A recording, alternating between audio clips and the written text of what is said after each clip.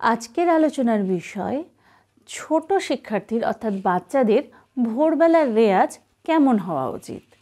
কারণ বাচ্চারা যখন গান শেখা শুরু করে তাদের সেইভাবে প্রথম থেকে ভোরবেলায় যে আলাদাভাবে রেয়াজ করতে হয় বা সেই ধরনের কী রেয়াজ করতে হয় সেটা তাদের সঠিকভাবে জানানো হয় না। তাই তাদের প্রথম থেকেই কোনো আইডিয়া থাকে না যে ভোরবেলায় রেয়াজ করতে বসে ঠিক কী রেয়াজ করব এবং কিভাবে রেয়াজ করব। তাই আজকের আলোচনার বিষয় হবে বাচ্চাদের ভোরের রেয়াজ কেমন হওয়া উচিত এবং কী জিনিস রেয়াজ করা উচিত, এবং সাথে আমি 5টা লেসনও শেয়ার করব যেগুলো তারা প্রতিদিন অভ্যেস করলে তাদের মন্দ্র সপ্তকের গলা অনেকটাই স্ট্রং হবে, অনেকটাই ভালো হবে এবং টোনাল কোয়ালিটিরও অনেক উন্নতি হবে। তাই চলুন দেরি না করে শুরু করা যাক। নমস্কার, আমি বাবলি বিশ্বাস আর আপনাদের প্রত্যেককে স্বাগত আমার চ্যানেলে। এর আগের একটি ভিডিওতে আমি বলেছি যে অভিভাবক হিসাবে আপনাদের কী বিষয় খেয়াল রাখা উচিত যখন বাচ্চারা গান শেখা শুরু করবে। আশা করি আপনারা সেই ভিডিওটা অনেকেই দেখেছেন।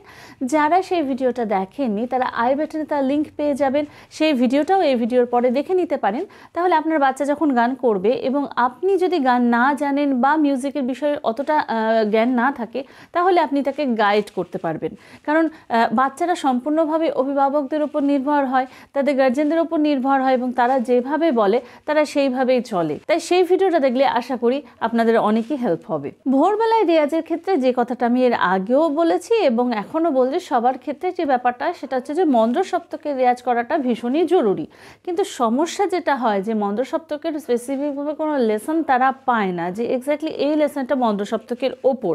কারণ বেশিরভাগ ক্ষেত্রেই দেখা যাচ্ছে যে তাদের যখন স্বরের পরিচয় ঘটানো হয়, যখন হারমোনিয়ামের রিডগুলোর সাথে পরিচয় ঘটানো হয়, তাদের মধ্য সপ্তক থেকে শুরু করা হয় এবং মধ্য সপ্তকের মধ্যে এবং কিছুটা হয়তো তারো সপ্তক এবং কিছুটা হয়তো সায়ের পরে মন্দ্র সপ্তকের দিকে এই রকমের ওপর কিছু পাল্টা তাদের দেওয়া হয় যেগুলো তারা প্রথম থেকে অভ্যেস করে এবং নানা ধরনের পাল্টা তারা এইভাবে রেয়াজ করে, কিন্তু সবটাই রেয়াজ হয়ে যায় মন্দ্র সপ্তকের ওপর।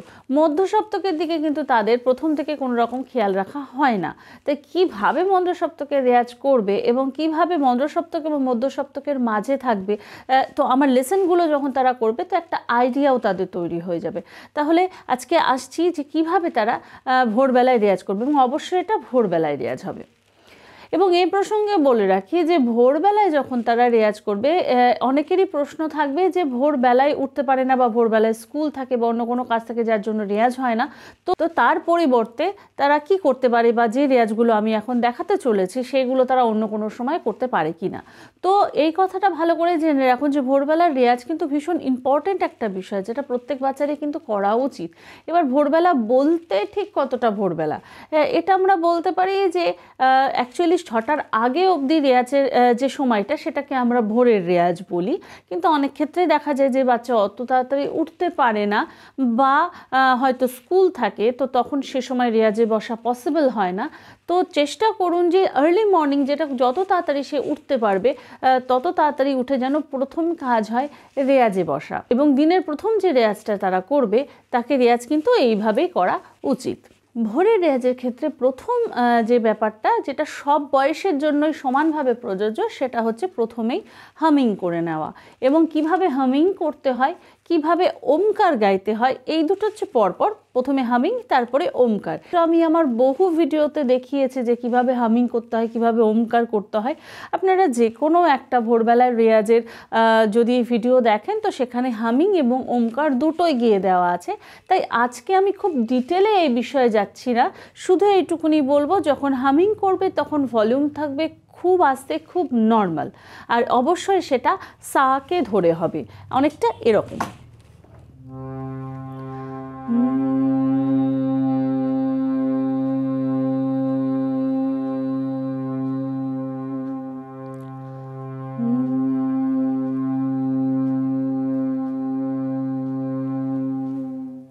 এইভাবে হামিং অন্তত 10 থেকে 20 বার অন্তত এইভাবে হামিং রেয়াজের পর যেটা হবে সেটা হচ্ছে ওমকার রেয়াজ, এবং ওমকারও রেয়াজ আমরা সাকে ধরেই করব, এবং সেক্ষেত্রে ওমকার কিভাবে গাইতে হয় সেটাও আমার দেখানো আছে। তো তবু আমি আরও একবার দেখিয়ে দিচ্ছি যে এরপরে ওমকার রেয়াজ কিভাবে করবে। ও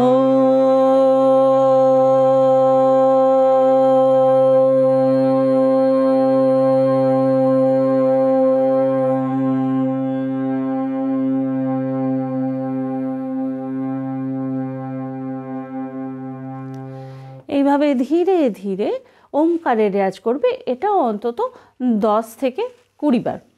এর পরের যে রেয়াজটা হবে সেটা হচ্ছে লং নোটের রেয়াজ, অর্থাৎ কিছুটা মধ্য সপ্তক এবং কিছুটা মন্দ্র সপ্তক আমরা প্র্যাকটিস করব। এবং এটা আমরা লেসন হিসাবে ধরছি যে 3 নম্বর লেসন, কারণ ফার্স্ট হামিং করছি এবং সেকেন্ড আমরা ওমকার করছি।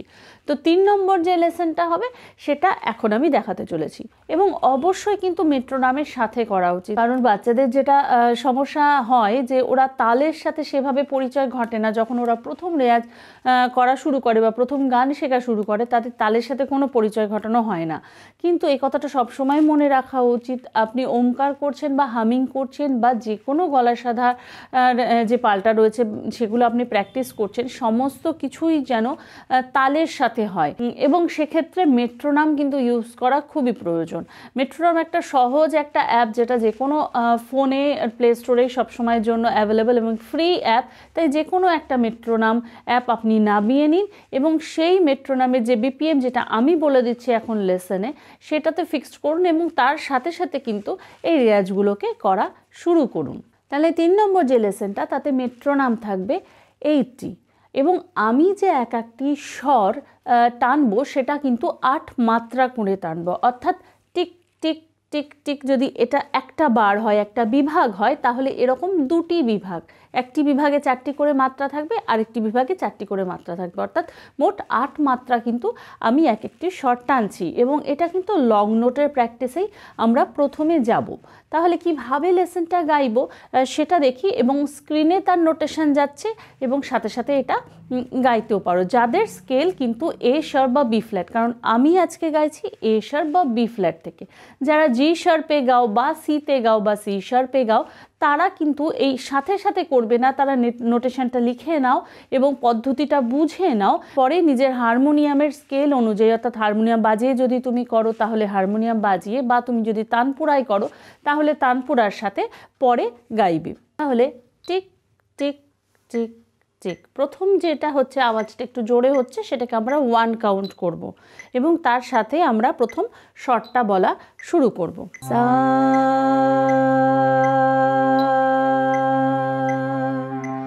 নি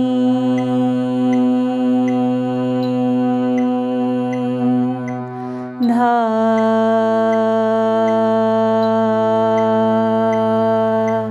নি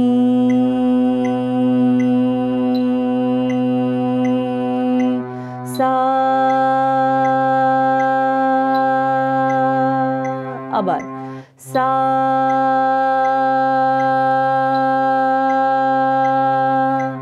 নি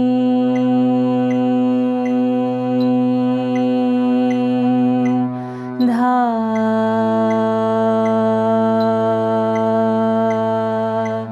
নি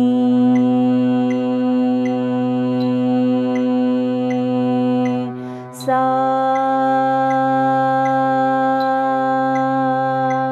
এইভাবে প্রত্যেকটা লাইন দুবার দুবার করে করতে হবে। এবং যেমন দেখো প্যাটার্নটা আমি বোঝানোর যদি চেষ্টা করি, তাহলে আমরা মন্দ্র সপ্তকের ধাপ দিয়ে এলাম, আবার মধ্য সপ্তকের গাওপ দিয়ে এলাম। তো এই যে পুরো প্যাটার্নটা, এটা আমরা প্রত্যেকটা লাইন দুবার দুবার করে প্র্যাকটিস করে নিলাম। সা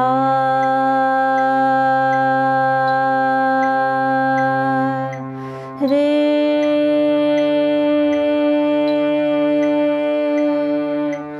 গা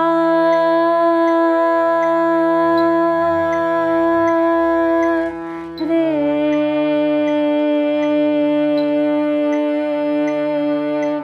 সা।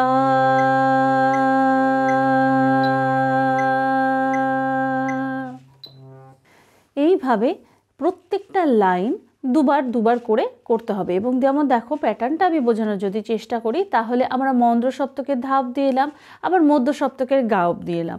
তো এই যে পুরো প্যাটার্নটা, এটা আমরা প্রত্যেকটা লাইন দুবার দুবার করে প্র্যাকটিস করে নিলাম, তারপরে আবার একটা করে স্টেপ আমরা বাড়াব। তাহলে যদি এর পরের লাইনে যাই, তাহলে সেটা কীরকম হবে? সা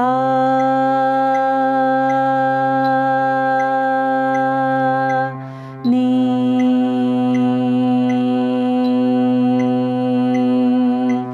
ধা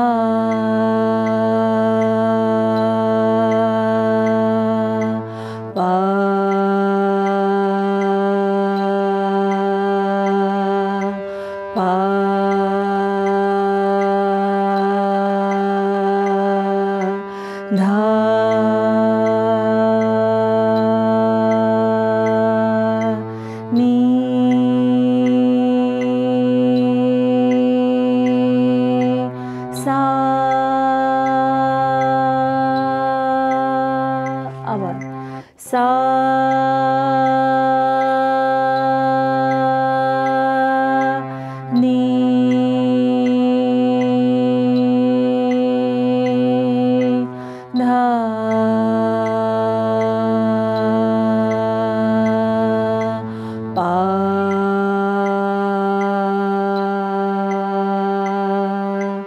পা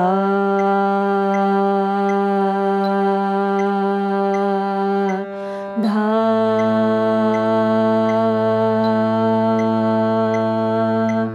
নি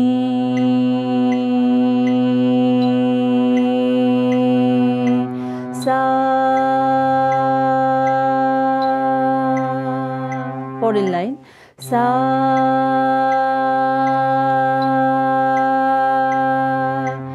রে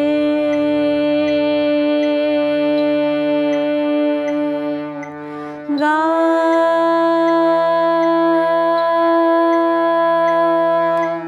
মা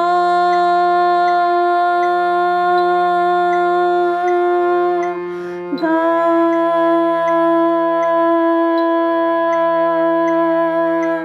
রে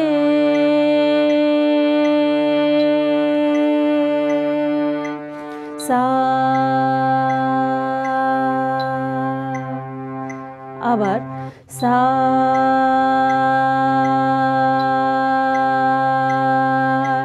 রে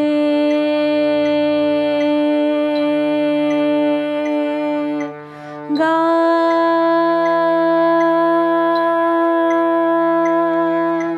মা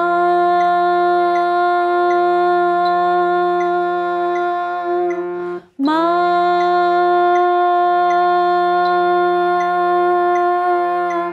গা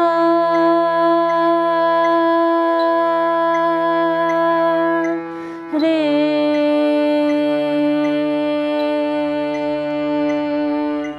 সা।